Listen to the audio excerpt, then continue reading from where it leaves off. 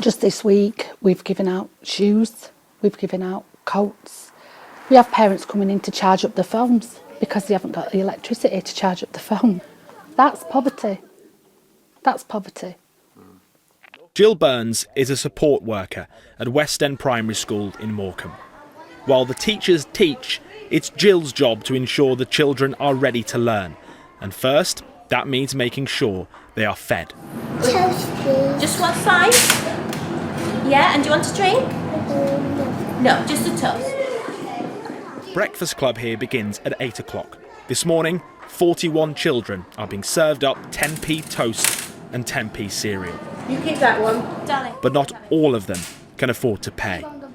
They'll maybe hide in the playground, and as soon as I walk in through the playground, I shout, "Good morning, have you had your breakfast?" "No, I haven't got any money." "It's okay, come on."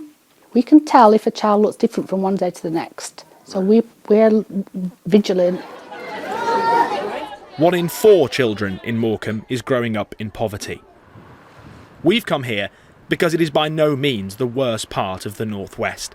In areas of Manchester and Liverpool, it's almost 1 in 2. But even in the more affluent corners of this region, there are pockets of serious deprivation, and the primary schools are the front line. Children can't come to school and learn if they've not slept the night before because there's been problems at home, if they come to school without having had a breakfast, if they don't come to school at all. It seems to me, having attended the Breakfast Club, that clearly you're a school that provides so much more than just education for kids. This morning we've got a counsellor who specialises in children and adult mental health. Tomorrow morning we have a Citizens Advice Bureau drop-in. Yesterday morning we had a drop-in from the police. And I think that will be true of a lot of schools, especially in deprived and difficult areas. And that is what we find a mile across town at Morecambe Bay Primary. Here, they're fighting the same battle. So this is the laundry room if the family haven't got a washing machine working at home, or if they've not got enough money to pay for the meter. How regularly are you washing kids' clothes? Pretty much daily.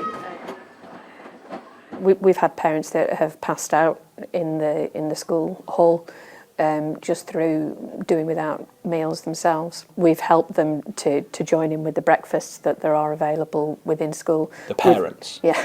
We've taken them as well to food banks. Are they exceptional circumstances? We probably have 2 or 3 families at any point in time that we're supporting to that extent.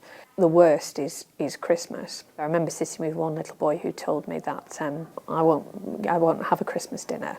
You know, Mum is working shifts, and so she will be in bed all day. My grandma has a drink problem. Dad's left, so I'll spend all day trying to stop Grandma falling down the stairs, and we won't get any presents. After that conversation, I decided I would never feel that way again, and we have present packages for children and food so that they can have a Christmas dinner. Both schools told us they've seen a noticeable rise in the number of children of working parents needing more help. Parents like Jane and Paul, both working minimum wage jobs, raising 2 young children, but struggling to balance the books. So you're both full-time workers. So how many hours a week are you working then? I do about 34 and you do about 43. Absolutely, yeah. So 500 for you and 600 for me. That's about 1,200.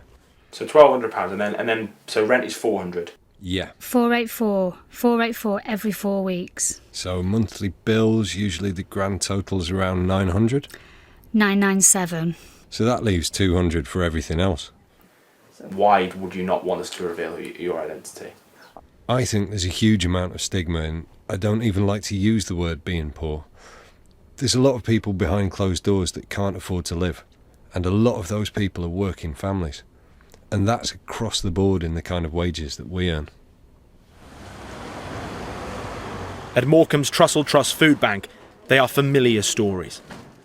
Yeah, we've had parents in here that are crying and have said that they've delayed coming in for 2 weeks because they were really scared that social services or somebody else would be here judging them to say that actually that parent's not capable of looking after that child. I think it's like when you describe as the tip of an iceberg. So when you look at this piece of paper here, this data you've given us, if you fed 152 children in September, you think that's the tip of the iceberg? We really think that the amount of people that we're helping is not the true amount of people that need our support. In this doctor's surgery, we find a food bank collection basket. The GP here is seriously concerned about the implications of children not eating properly. Rickets is where it's a condition that you normally see in developing countries where the bones are not forming properly, and it's usually associated with poverty because children are malnourished and not getting the things that they need. And so you've seen examples in Morecambe of children coming in with rickets. We are seeing things like rickets. We've seen rickets. We're seeing other conditions commonly now that are linked to malnourishment. I mean, forgive me, rickets feels like a condition which we've heard about, but we don't really see that often in kids these days. Yeah. It was probably quite common back in the Victorian times. We wouldn't expect to see this in a developed nation. What's the long-term impact there? The first 1,000 days of a child's life are absolutely vital in terms of brain development, social development. If you miss those windows, some of those things will never be recovered. And that is devastating long-term in terms of the consequences on their mental health, on their ability to work in the future, on their physical health, on educational outcomes, across the board. Over the next 4 years, child poverty is predicted to rise from 4 million to 5 million. It's an alarming statistic, but schools don't see statistics, they see children. We asked these children in a class last week what they want. They don't come back with, I want a mobile phone or I want an iPad. They came back with, I want heat and I want a roof over my head and I want food and I want somebody to love me. Do you think people are kind of aware out there of how much? No, I don't. And I always say, take one step outside of your box and then look, because it is there to be seen. And I don't know how people can't see what's there underneath our noses. Yeah, the poverty is rife and it's not okay. Is it really that obvious for you? For me, yes.